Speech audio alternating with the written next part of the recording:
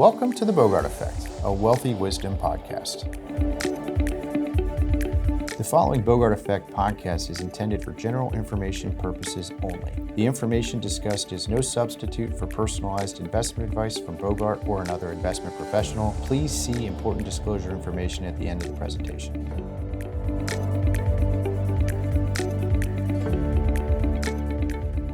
All right, good morning. Welcome to the BOGART Effect. I've got Misty again for part 3 of our retirement strategy series, and today is all about risk. Risk to me is so dependent upon each of us and respectively how one person perceives risk versus another person perceives risk.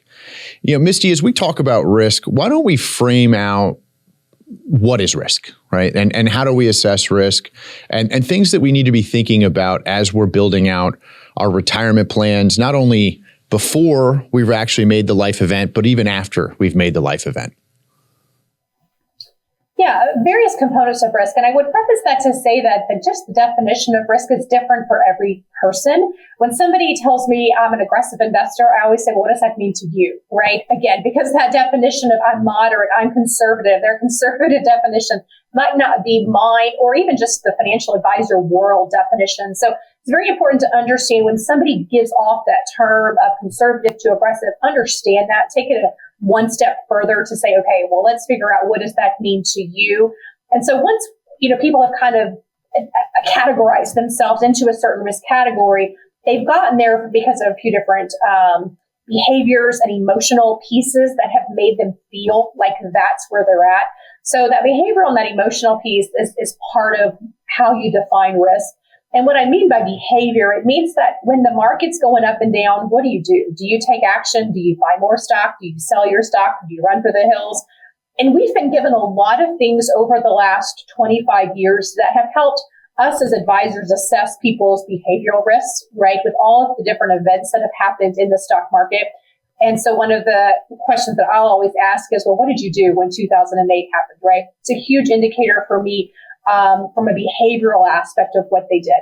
And then that emotional side of it kind of plays into what leads to that behavioral part of, does it keep you up at night? If you watch a little stock ticker run across your computer at work, and are you feeling uneasy when you see your accounts go up and down? So, you don't want to make sure that you're in a position to where you can't sleep at night because you're worried about what your portfolio did. And then the other side of that is really just the financial, the numbers, to where we as advisors can take a look at it and say, outside of all of those behavioral and emotional risks, this is the rate of return you need to be successful to achieve your goals. And again, very different for everybody. Not everybody has that same need, but it's a way to strip off all of those things and say, no emotions attached. This is your financial risk. There are so many fantastic things that you said there. It's one of those things when we talk about emotion is hands down the number one destructor of a financial plan. And what I like to say is it's very easy to be fearful when you're greedy, but it's very, very hard to be greedy when you're fearful. And a lot of this comes down to the sequencing of decisions that people make when they're in a state of emotion. And by the way, the emotion might not just be the markets, right? It could be the perception of the environment that we're in right now. And if you think about a stock's price it's a prediction of future earnings discounted back to today. And anytime you have uncertainty, you get volatility. Well, by the way, it's no different than in our lives. If we have uncertainty, things that are changing, going through a life event, whether it be retirement, it could be a divorce, it could be having a baby, all of these, that's a whole spectrum of emotions of different life events, right? But the point is it's change. And that change will have a direct impact on our mindset, which is going to impact our emotions, which will then impact the decisions or actions that we take. And that's why I think it's so important, Misty, to frame what are the decisions that you make when we have those periods of emotion? Because frankly, emotion is not a financial strategy at all. And that's why we build those plans. And I think it's extremely imperative to have a direct conversation around How are we reacting to the environments that we're in? 2020 was a great example where we had a lot of volatility. And candidly, we had a very scary environment with the pandemic, world shutting down, so much uncertainty. And when I think back to the conversations we had with clients around changing their portfolio structure, frankly, that was the period of time that we get criticized the most, right? We take the most heat. And I remember vividly a lot of clients saying, oh, well, you're just a buy and hold investor. And I'm saying, no, I'm not actually.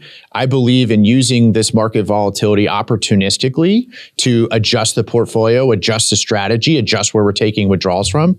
But the fact of the matter is, when someone says, take me to cash, well, that's an emotional response to what's going on to the world around us.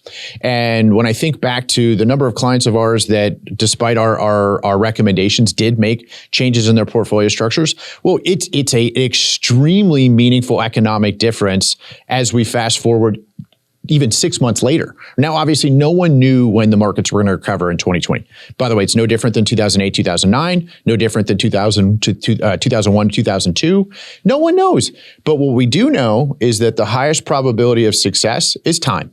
And when it comes to a financial strategy, the more time you give it, the higher you amplify the probability of being successful in that environment. Using just a quick anecdotal series of numbers, but the S&P has a 73% chance of making money in any given year, right? If you move it out and look at it over a 5-year period of time, it's 97.4% probability of money. No, it's not 100%. It's not. But you have a higher probability of making money over a longer period of time than if you're just assessing it over a shorter period of time. I also think it's really important to understand the framing of where you are in life. And what I mean by that is, when someone is in the accumulation phase of life, that's a very different mindset and need than when someone's in the deaccumulation phase of life. And to just give some definition to that, the accumulation phase of life means when you're working, you have income, you have cash flow, all your needs are being satisfied by what you're bringing home from an income perspective. So your portfolio, by definition, can be a little bit more growth oriented simply because you're not drawing on it. You don't need it. And if it goes down, okay, add more to it if you can, right? Like, that's the mindset that you should have in an accumulation phase of life. But when you get to that deaccumulation phase, that's when we tend to find emotion has such a larger driver on the decisions. And so, Misty, talk a little bit about, as we're going through those phases, how should we build the portfolio of, and again, from a risk mindset, of someone who's in the accumulation phase and then versus somebody who's in the deaccumulation phase? Yeah, well, first and foremost, it's really important to understand it's called your money story of how you view money, and a lot of how either you were your household, how you were brought up, those kind of things can impact how you feel about money and can dictate your overall comfort level with risk. And so if we can detach ourselves from those types of things, when you're in the accumulation phase, you want to be most aggressive. So you have time on your side. And as you just pointed out, James, that when you ride out the market, the probability of you being successful is way higher than just waiting it out over 5 years. So if I'm able to have a 25, 30-year time frame of putting money into my Roth IRA, then I'm going to be able to withstand those ups and downs and be able to, go through those high volatilities. Now, I have to be comfortable with that. So we have to understand what that truly means. And the hard part about that is when you're young and you're accumulating, you don't really have any history of investing. So it's important to understand what that volatility could look like with an aggressive growth portfolio. And again, I say aggressive in the financial advisor's term of, high volatility, long-term growth in that, in that forecast. Real quick, I want to add some context to that, because I've had some colleagues recently who their view of aggressive is they want everything in one stock, right? And a lot of them are high conviction tech plays right now. And you, absolutely, in the last 2 years, those have worked really, really well. But the reality of it is that those are very, very volatile stocks that, as we've seen in a 2001, 2002, that's a segment of the economy that can get impacted very, very quickly and very severely. And so when I define aggressive, I would say the financial advisor in me doesn't want to have more than 10% of anyone's portfolio in one stock position, right? So by definition, we're talking about growth-oriented names, but not just one growth oriented name, right? So it's a diversified bundle of positions that ultimately are going to align with your comfort level of volatility and risk.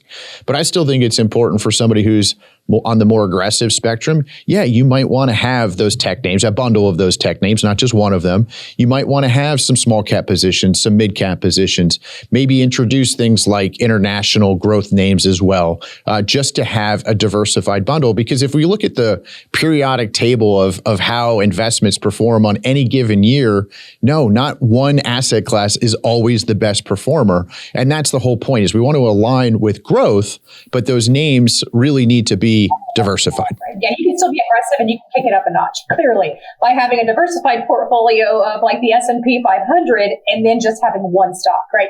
It's aggressive, you're all in, but obviously very different risk levels in that. So in an accumulation phase, you really want to get high growth, but within your comfort level, right? And I always say that people gain money in percentages and they lose money in dollars, right? Most of the time people will say, well, I didn't lose 2% yesterday. I lost $100,000 yesterday, right?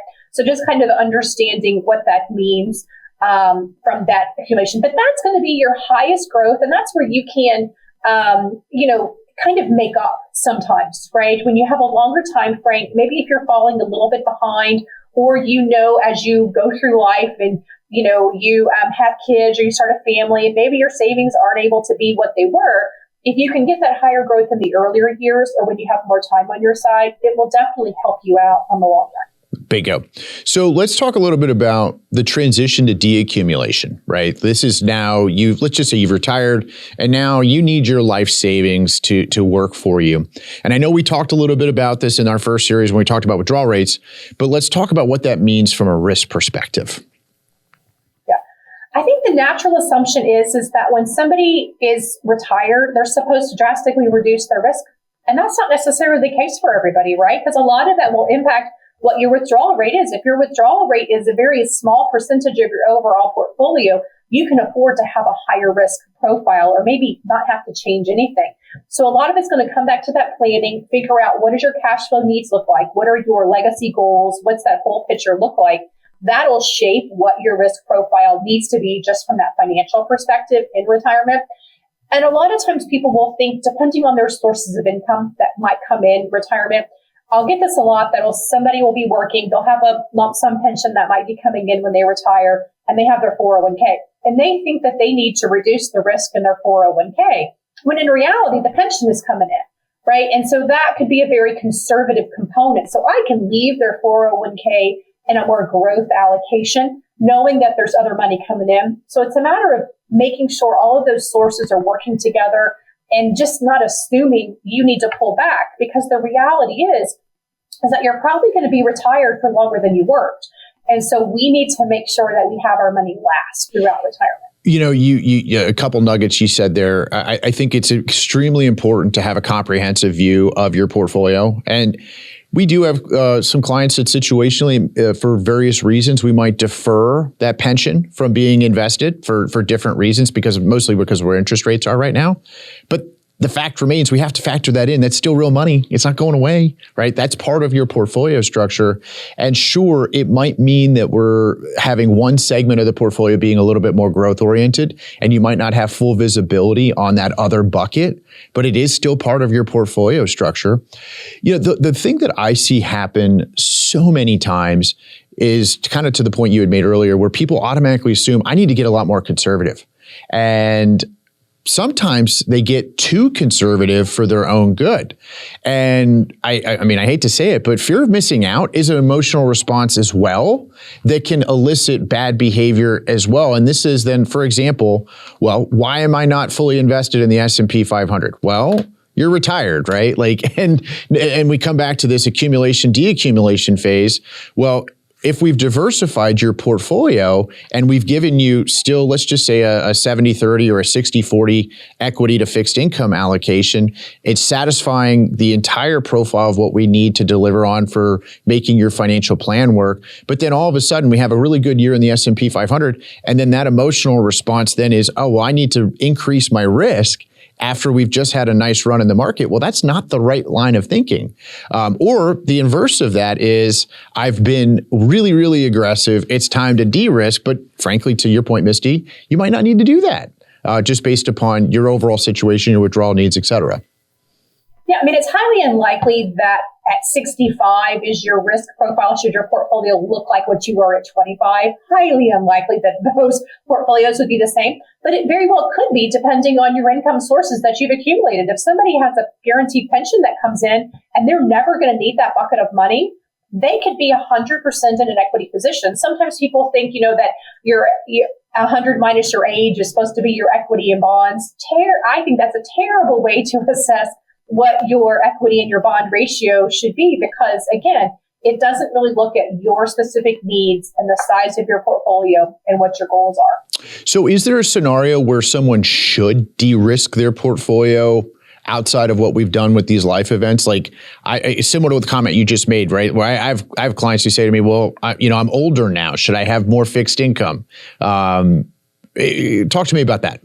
I would say yes, right? I mean, it depends on the first series that we did on withdrawal rates, right? If you're skirting with a little bit of a higher withdrawal rate, right, then, there probably is a little bit of a pullback that we need to do. And really, it's because the market is volatile. We've seen so many things happen over the last 20 plus years with the market, and we just want to be able to protect that. So depending on which strategy we're using, we very well might need to de-risk a certain portion of your portfolio given your income needs and what your goals are. Now, we have to be careful, right? Because we still need growth, but it does make sense that for some people, there is a portion that might get pulled back. Well, and a lot of what I will also say along the way is how are cash flows being factored into our overall strategy?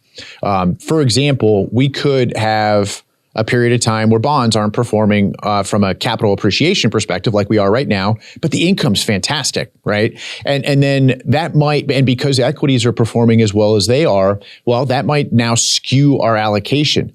I think it's extremely important to make sure that we have consistency around how we're rebalancing the overall structure to make sure that we're in line with your risk profile. One of the typical conversations I have, especially when things get bad, is here's how much we have in a low risk environment, right? And back to your statement about absolutes, it's not percentages, it's dollar figures, right?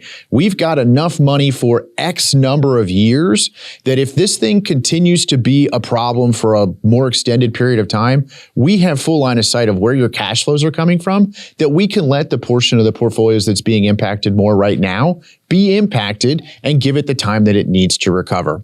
A lot of times we frame it where, has your risk profile changed or has your time horizon changed? And that's why I think it's extremely important to stay grounded with your plan when it comes to assessing your actual risk itself. Yeah, some people's behaviors change when they hit retirement, right? Like that emotional behavioral piece really changes for them. So it's a matter of kind of understanding what it's going to look like in the next 20 plus years. And do we need to reassess that profile for you? Yeah. And I think it's imperative that as soon as you have that life event, retirement specifically, or selling a business, whatever it is, you need to replicate the cash flow mechanism as soon as possible, right? So, when you retire, you're not going to have a paycheck anymore. And that elicits such a huge emotional response that a lot of times I like to have that first paycheck go before you from your portfolio, go before you actually retire if we can do it, simply because I want that emotional trigger to be completely removed from any of the investment conversation, right? Like, let's let it be solely about how the portfolio is performing. And remove any level of that emotional / financial response to any of this. Anything else we need to talk about today, Misty? I think we talked a lot about risk, but so it's a lot of different components. Like I said, it's very individualized for each person. So again, everybody's going to be different. So just understanding that it can change throughout your overall savings. Well, and stay grounded in planning, right? You need to have some baseline to assess performance both directions. How are we doing with spending? I know we talked about that a lot with the withdrawal rates section, but how are we doing with spending? How are the portfolios doing with performance? Let's overlay it with a comprehensive conversation around tax strategy. And that's going to be the highest amplifier probability of success going forward. Misty, thanks for the time. Appreciate it. Thank you. The previous presentation by Bogart Wealth was intended for general information purposes only. No portion of the presentation serves as the receipt of or as a substitute for personalized investment advice from Bogart Wealth or any other investment professional of your choosing. Different types of investments involve varying degrees of risk, and it should not be assumed that future performance of any specific investment or investment strategy or any other non-investment related or planning services, discussion, or content will be profitable, be suitable for your portfolio or individual situation, or prove successful. Neither Bogart Wealth's investment advisor registration status nor any amount of prior experience or success should be construed that a certain level of results or satisfaction will be achieved if Bogart Wealth is engaged or continues to be engaged to provide investment advisory services. Bogart Wealth is neither a law firm nor accounting firm, and no portion of its services shall be construed as legal or accounting advice. No portion of the podcast content should be construed by a client or prospective client as a guarantee that he or she will experience a certain level of results if Bogart Wealth is engaged or continues to be engaged to provide investment advisory services. Copies of Bogart Wealth's current written disclosure brochure and Form CRS discussing our advisory services and fees are available upon request or at www.bogartwealth.com.